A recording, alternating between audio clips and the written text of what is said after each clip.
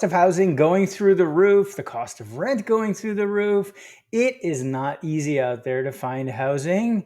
So, what I wanted to do was get the perspective of some younger folks and what their relationship to housing is and place in general. Hey there, Christian Walsh, real estate agent with Wire Associates. We've been helping buyers and sellers make the best data driven decisions, but it's time to talk about housing. And I have some special guests.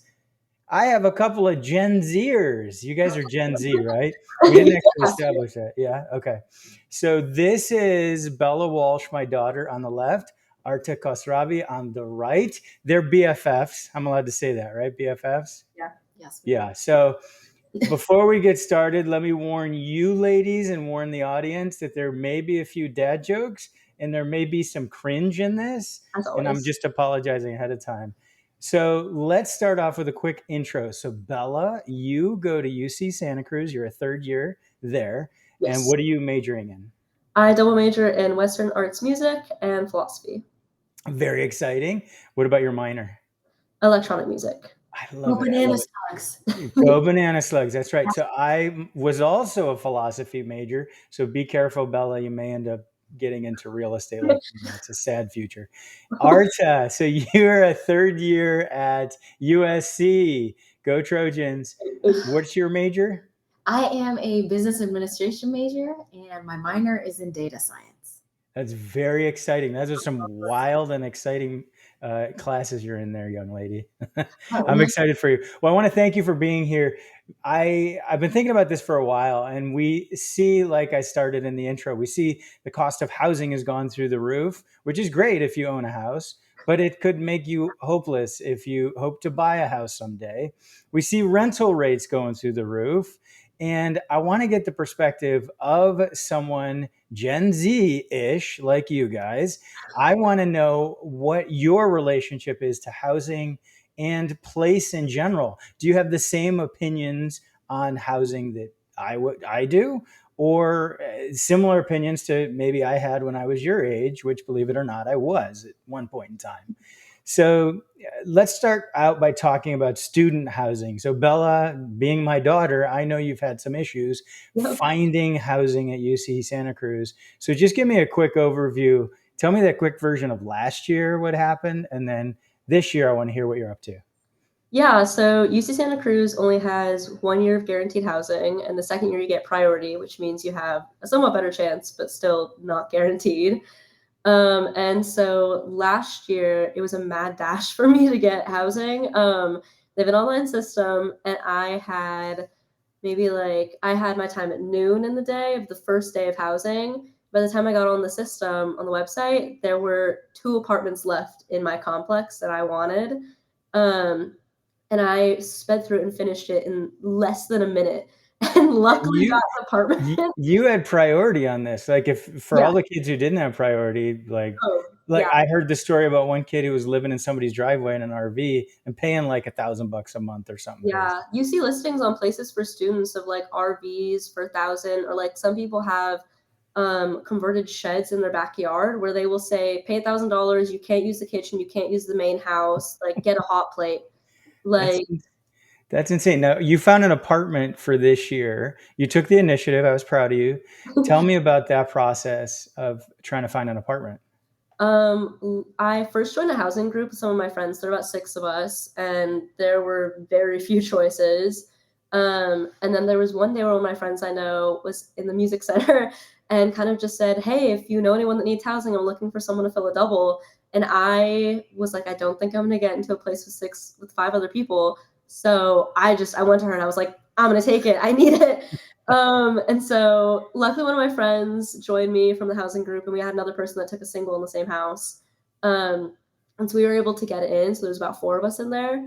But I've been trying to help out my other friends to get housing. Every time I hear of someone that has a house opening up or like a room opening up, I immediately send it to like everyone I know. And I'm like, here's something if you need it. And it's so luckily I got really lucky, So essentially. Yeah, and it's also because of the work you put into it. You did get lucky, but then you followed up. So I was proud of you on that. Yeah. So you're living with what are your living situation? How many people, and are you sharing a bedroom or not? Yeah, I have 3 people. I'm sharing a bedroom with one of them, Okay. and we'll be paying about 11.95 each of us every month, and then Okay. the people in the doubles will pay about 1,500. So what's the total per month? Uh, oh, something $5,000-$6,000, something like that. That's Uh, amazing. it's Okay. yeah, And it's Nice. it's not a huge apartment. I saw this thing, and it's they a also, home. and this is a shout out to my channel. They also did not use the correct disclosures because I reviewed the lease and I didn't say anything because in case that comes up, we'll have a way to go after them. But that's a whole other I story. immediately Now, sent you the Very cool. lease. Arta, tell me about USC housing. I have, like, right now, I have a duplex listing right near USC, and I can tell you that housing is tight for students and non-students. So tell me what it's like for you to get housing in USC. Yeah, so we have 2 years of guaranteed housing, but it is a very gentrified area. And for those of you who are familiar with the USC area, it's not a good place to be. South Central Los Angeles definitely has its cultural highs, but its housing lows as well. So I would say that, especially when it comes to living off campus, it is exceptionally difficult to find a place that's actually accommodating to the needs of a student. So, for example, the fact that it has to be generally a walkable distance within 20 minutes. I've seen people who walk or scooter for over 45 minutes just to get to classes, Oh uh, my God. which is crazy, but they're dedicated. And these houses are in very bad condition. They have not been painted. And the thing is, there are 10 other people who would take that place just like that, just because of the convenience. And we actually, if you want to, same thing as Bella was talking about, you have to be really diligent. You have to start looking the summer before the year that you even enter in that year. So easily 10 months, 12 months, 14 months in advance. If you're looking for something 6 months in advance, there's no way. There's no way, unless somebody's building a new property. Yeah. There's no way. Yeah, there's not enough construction in There's that neck of not the woods. enough. Yeah. So overall, I will say the actual places on campus, the dorms are going to be dorms. Um, but yeah, on campus it's pretty nice. But once you start venturing into the other areas, first off, it gets a little unsafe a little too quickly, Yeah. and the prices start skyrocketing because the people just know there's demand. So if there's demand, the supply's not changing, that price is going to be going Yeah. up. So, and like you said, only 2 years of guaranteed housing. So essentially, you're a third year, so you weren't guaranteed anything. So you had to go find something. Yeah. So to summarize what we've discussed, and to paraphrase a little bit, so you're basically, both of you, your outlook and your view on housing is, through these experiences, is that housing is ridiculously expensive and very scarce. Yep. So it's almost it's a Yep. scarce Accurate. it's a scarcity mentality, and I can dare say that that may influence you in the future as well. And it's not just for college students. It's right now, a lot of people say there isn't enough housing. Now we're going to switch gears a little bit, and then I want to circle back on this concept of housing and how you and your friends view housing in the future. But one interesting thing I just want you to elaborate a little bit on: you guys are essentially part time at school, and you're part time at home, not necessarily equal amounts, or maybe visit for the holidays, or however it works out for you. How does that concept of place affect you? Do you always want a bedroom at home? Like, just explain your concept of place, if you don't mind. I can go first. Yeah. I like my concept of place right now is I always want a bedroom at home. Sorry. Sorry to you. Um, but my outlook of housing so far has just every year is something new since I've left home for college. So and like all my friends at Santa Cruz, I see them moving every year pretty much. Like I think people that I know have lived in their places for the longest, it's been like 2 years, maybe three. Um, and so I just constantly see people moving and switching places. So I feel like my home back home with you guys is where I want my sense of place to be, and like where I want my bedroom, because at college and in NorCal, it's also like there's nothing, there's no stability whatsoever. Like the place I'm moving in this year, I doubt I'll be living there next year, just because I couldn't really see it. Yeah, that's the way. Lots of moving. Arta, same thing where you feel most comfortable at home, I'm sure. Oh, big time. And I think it can be really disorienting. I remember the first year, the first week that I was on campus and living in the dorms, I remember thinking to myself, oh, the water tastes different here. The water tastes bad. Like, I want to go home. I'm not messing with any of this anymore. I don't want to take an elevator just to get to my dorm. Are you kidding me? No, yeah. And the USC dining halls are a different kind of horror story. And so we're not going to get into that. Fight on. That was a good pun, the Trojan horse. I get it. I get it. I see you. There we go. I didn't even know I was doing that. But yeah. So overall, I think it can be very jarring, especially just to get accustomed to. I mean, it's a completely new environment. And I think you especially, that's a new place every single year. The same thing for us. Yeah. You have to haul all of your stuff up and down the coasts. I can attest to that. I've had to be there for that. First experience for you. Yeah. So it becomes a core memory where you're thinking about all the work it has to take to dismantle this, bring it back home. Because I feel like for both of us, home, as in here, home is home. Yeah. That's our place. That's where we're like, okay, that's like, it has a permanent, but it's more temporary than it feels permanent. Yeah. Everything else at college feels like more temporary. Yeah. And it is. Yeah. It's only 4 years. Potentially, you never know. You may end up becoming professors working at those universities in the future. Do not manifest that for us. No, thank you. I'm good. So let's go back to talking about housing. And of course, you both are very young. Most people aren't considering where they're going to settle down or whether they're going to buy real estate, but some people do at a young age. Do you or any of your friends? Let's start with you. Do you ever when do you envision buying a house? Do you envision buying a house? Do any of your friends talk about buying a house anytime in the near future or investing in real estate? Either one. I'm curious. I think, I'll start off with my friends.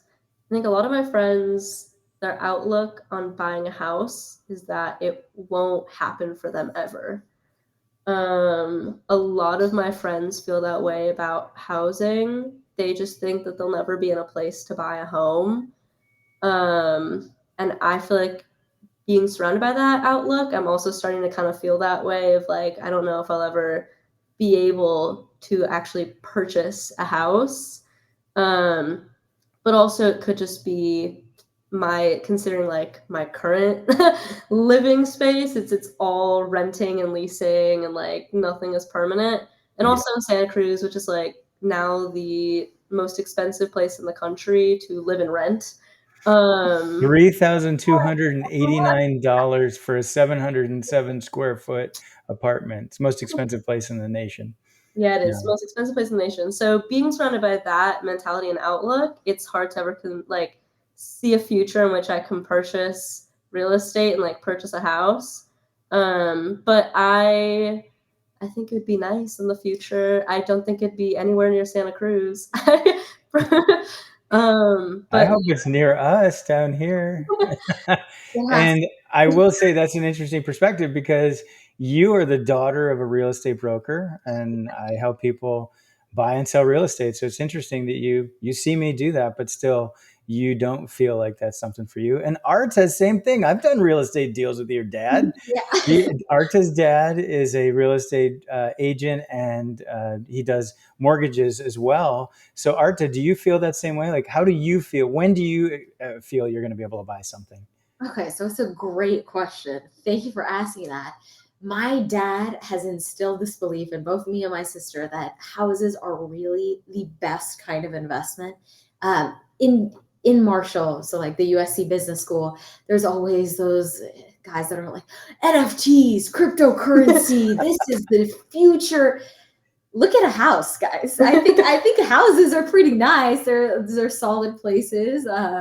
I think there's a lot of you have Arrested Development. You can watch these shows. You can see that homes are a pretty solid investment if you put time and work into them. That's not saying they're cheap, but I will say if you plan it out and have this in the back of your mind that eventually I do want to buy a house, and that's a statement for me. That's a fact. I do want to buy a house. I want to have some properties to my name, just because I feel like even if I'm not living in them, that's a great source of a passive income to have, renting, leasing it out. Yeah. And I think it's never a bad idea to have a solid investment, even work on flipping it and doing something of that nature. But I think a lot of people, they think of a house as being so permanent. But the thing is, you don't even need to live in it. You could just have it. And trust me, that price is probably only going to go up from there. So I think overall, it's something that a lot of people our age have yet been like, oh, like let me get through school. Let me think about this stuff later. This is a future me kind of a problem. But I think the attitude that you should have is to just have it in the back of your mind and think if some opportunity presents itself to be open to getting a loan, getting a mortgage, refinancing it in the future, and figuring out what is it that I actually want out of this house for me personally. And then moving from there and saying, okay, maybe it wasn't such a bad idea to get into houses and this See, market from a younger age. I love these dueling perspectives that you two have, because I've asked you quite a big task, and that is to represent an entire generation, Generation Z. And I No, don't even know if you two really are Generation Z, by the way. yeah. You're a little bit young for it. So I think you're the next, whatever comes after that. But I've asked you to represent an entire generation, and you did a great job. We got different perspectives from the two of you. And I think they're important perspectives. And part of it, again, like you said, Arta, it's partly based in the fact that you're still in college, but it is plant that seed that real estate in the long run does tend to pay off. Not everywhere, not small town Ohio where I grew up. You could basically lose money in 25 years. Yeah. And no offense to small town Ohio if you're watching, but it's in the long run, it's a solid investment. And that is the advantage Generation Z has.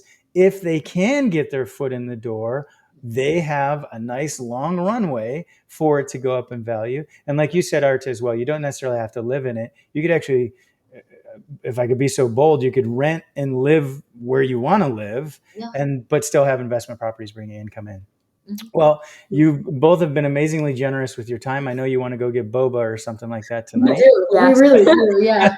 So I will let you go, but it means a lot to me that you've taken this time to share. I really appreciate it. Bella, you had to. You're my daughter, but Arta, you didn't have to. So thank you. Honorary daughter. So yes. true. Yes. All right. Well, thank you, ladies. I'm going to wrap it up here. I really appreciate you being here. And I look forward to having you on again at some point in time. Yeah. Okay. Okay. So there you go. We just had a nice discussion with a couple of young women who are Gen Zers. I'd like to get your perspective on where you think the housing market is headed. I want to know what generation, if you don't mind sharing, and what your view and outlook is on housing. And make sure you subscribe to our free weekly email newsletter. If you found this helpful at all or entertaining at all, please hit that like button and subscribe button. Thanks for tuning in. This has been Christian Walsh, real estate agent with Wire Associates, Berkshire Hathaway Home Services, and we want to hear from you.